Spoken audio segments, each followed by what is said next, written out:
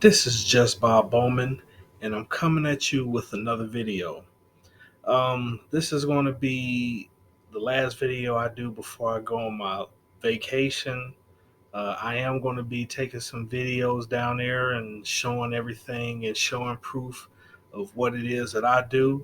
Now, I'm not going to say that I travel a lot because I don't have the resources to do that. I'm saving up money so in the future I can be able to come and go as I please. But at the moment, I'm doing what it is that I can do.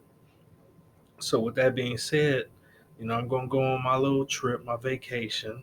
I'm going to enjoy myself. I'm going to take videos and I'm going to share it so I can show other people that may have been in the same situation that I was 3 years ago that it's possible. But with that being said, the topic I want to discuss is broke traveling is even worse than broke dating. Now, there was a gentleman that has a YouTube channel, and I don't want to say his name, but this gentleman, he put up a live stream with him being stranded in the DR on Spirit Airlines to make it even worse. And I'm not going to, case on Spirit too much because when I first went to the DR, I had traveled to the DR using American Airlines, but coming back, I used Spirit, and this was around the time when the gas prices was really high and inflation really hit last year. So that round trip ticket was almost $900. But this time around, I'm using a different airline, and it's going to be the same airline going there and back, and they're pretty good. But with that being said, and I don't want to get off topic, but he went down to the DR with $700, and I think that he stayed just for 5 days, and he spent all his money. He did God knows what, which isn't any of my business, but he went to the airport with no money, no reserves, no backup, and he was late for his flight. And it cost it $100 to reschedule his flight for him, but he didn't have $100. And he went online asking for cash apps and begging people. And one thing that I want to say is that as a man, and you find yourself in that type of situation where you went into a situation with the bare minimum and then you overspent and then you broadcast it live, like, how do you think people are going to look at you when you do something like that? And plus, you putting a black eye on the game because there's a lot of guys out here like myself that talks about self-improvement, getting your house in order, getting yourself together so you can take trips like that. Now, if a person only has $700 and that's after, uh, buying the plane tickets and after making sure they got their hotels and everything, and all they had left is $700, you can be okay down in the DR for 5 days with $700 if you budget correctly, if you know where to go to buy food. And I would suggest you go to the grocery store and buy like a lot of lunch meat, bread, and cheese, and bottles of water. And if you want to have some beer, buy like a 6 pack or something like that, and just keep a stash of that in your hotel room so you have some stuff. You know what I'm saying? And you don't have to go to the restaurants and eat all fancy and try to impress anybody. And if you want to date somebody, you date one person down there and make sure that you budget, have a good time with that person. That's good for 5 days.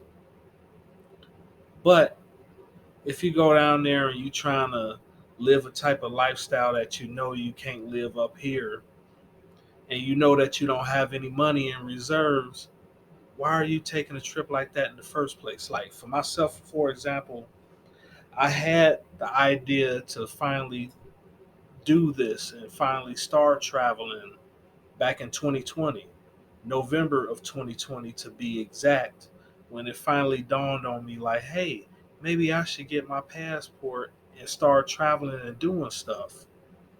Now, I was still in a lot of debt. I still had other issues that was going on in my life, and things were unraveling even after I came to that epiphany.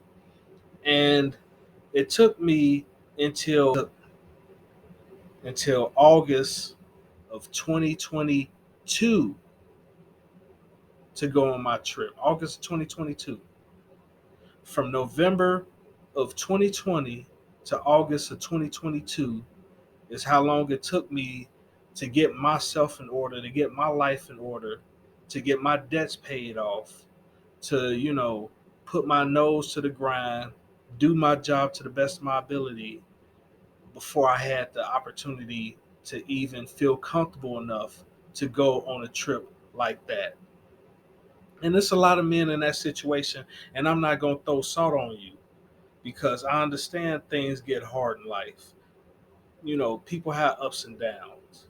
So this isn't me bashing anybody. It's me just letting you know you got to be smart about the type of moves that you want to make. Like, yeah, it's cool to make those moves, but if you make a move like that and you're not prepared for the worst, it could turn real bad for you.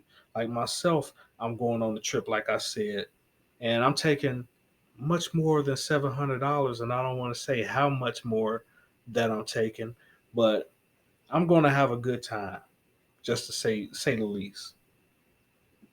And I saved for this. I saved. I prepared. You know, I got my backpacks ready, my carry on luggage ready. Everything is good to go.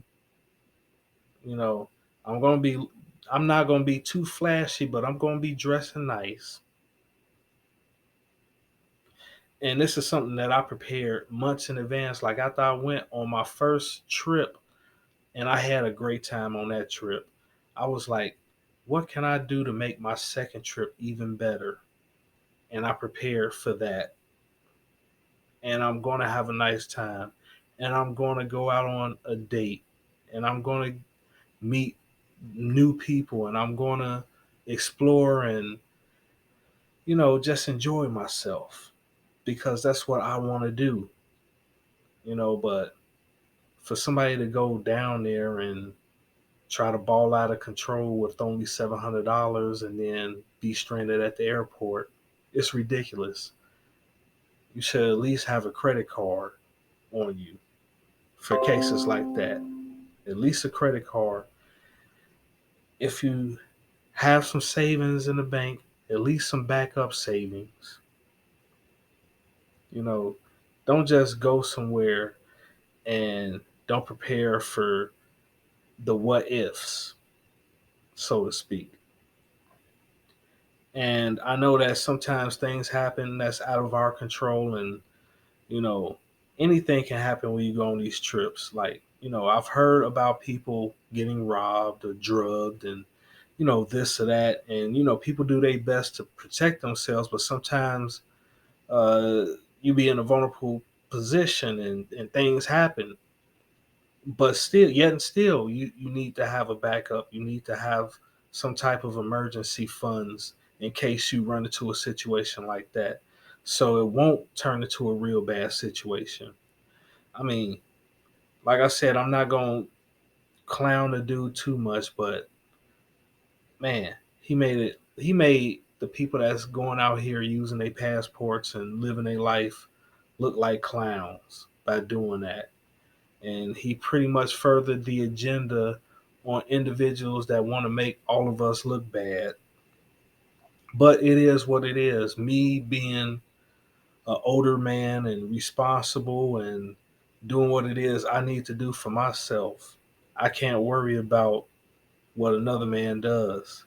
All I can do is make sure that I'm doing what I'm supposed to do. And if I do decide to record a video down there, uh, I'm not going to put it out there that I'm doing bad. You know what I'm saying? Because the passport bros already have a bad reputation to some people, um, and some other guys are starting to make the rest of us look bad.